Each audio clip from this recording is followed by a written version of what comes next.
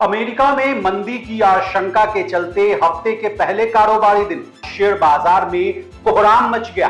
कुछ ही घंटे में निवेशकों के एक दो नहीं बल्कि 17 लाख करोड़ रुपए स्वाहा हो गए। अब आप कहेंगे कि शेयर बाजार तो आए दिन नए नए रिकॉर्ड बना रहे थे, निफ्टी 25,000 के लेवल तक पहुंच गया था, फिर अचानक ऐसा क्या हुआ कि ब्लैक फ्राइडे के हालात बने। अब अमेरिका में मंदी की आशंका बड़ी वजह है या कुछ और, जानेंगे सब कुछ आज के इस रिपोर्ट में। नमस्कार, आप देख रहे हैं लोकमत हिंदी और मैं हूं आपके साथ विशाल शर्मा। सबसे पहले अमेरिका में मंदी की बात से कहानी की शुरुआत करते हैं।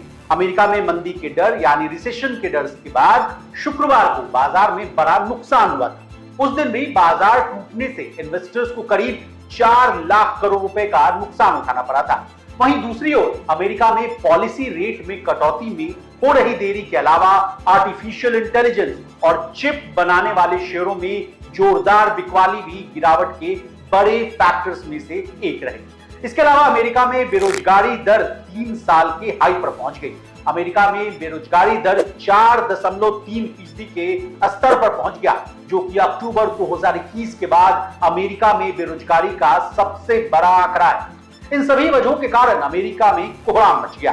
बता दें, इस हलचल का असर भारत समेत दुनिया भर के बाजारों में दिखाई दिया। अमेरिका के अलावा जापान का निक्केई इंडेक्स 12.40% की गिरावट के साथ बंद हुआ है। कोरियाई का कोस्पी इंडेक्स भी 8.77% गिर गया। वहीं हांगकांग के हैंगसेन इंडेक्स में भी 1.46% की गिरावट रही। चीन का संघाई कंपोजिट भी 1.54% गिरकर बंद हुआ है। अब आइए दूसरे अहम फैक्टर्स पर। दूसरा कारण ईरान और इजरायल के बीच युद्ध की आशंका के कारण ग्लोबल मार्केट में नेगेटिव सेंटिमेंट बरकरार हो गया। इसी का असर भारतीय शेयर बाजार में भी दिखाई देने लगा। अगला कारण दुनिया के दिग्गज निवेशक वॉरेन बफे की कंपनी बर्कशायर हैथवे ने एप्पल में करीब 50% हिस्सेदारी अपनी बेच दी। वो अब कैश बढ़ाने पर फोकस कर रहे हैं। अन्य बड़े निवेशक भी सेलिंग कर रहे हैं, यानी भरपूर सेलिंग कर रहे हैं, यानी सब कोई अपना पोजीशन जो है हल्का कर रहा है। इसके अलावा भारतीय शेयर बाजार के मौजूदा वैल्यूएशंस भी बढ़े हुए हैं। खासकर मिड और स्मॉल कैप सेगमेंट की बात की जाए तो वहां जो है वैल्यूएशन जो है बहुत ही क्रूशियल बना हुआ है। बाजार में इस कारण अच्छा खासा करेक्शन दिख सकता है, ये कहना है मार्केट एक्सपर्ट का।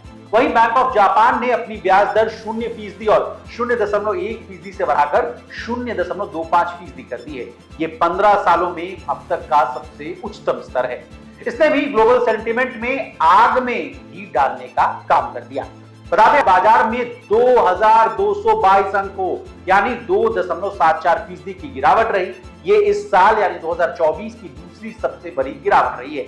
इसके पहले लोकसभा चुनाव के नतीजे वाले दिन यानी 4 जून को सेंसेक्स 4,390 अंक यानी 5.74% की गिरावट के साथ 72,079 पर स्तर पर बंद हुआ था।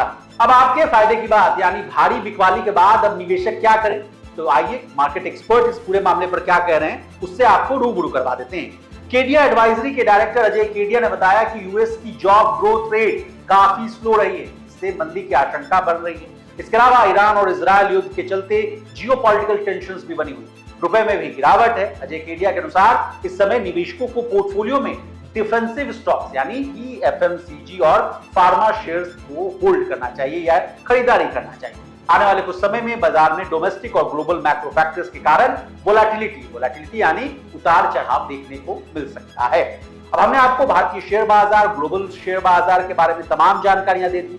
शेयर बाजार में किसी भी तरह का पोजीशन लेने से पहले प्लीज अपने फाइनेंशियल एडवाइजर की सलाह लेना ना भूलें। इसी तरह देश और दुनिया और बिजनेस जगत से जुड़ी तमाम ताजा तरीन खबरों के लिए बने रहिए हमारे साथ और देखते रहिए लोकमत हिंदी।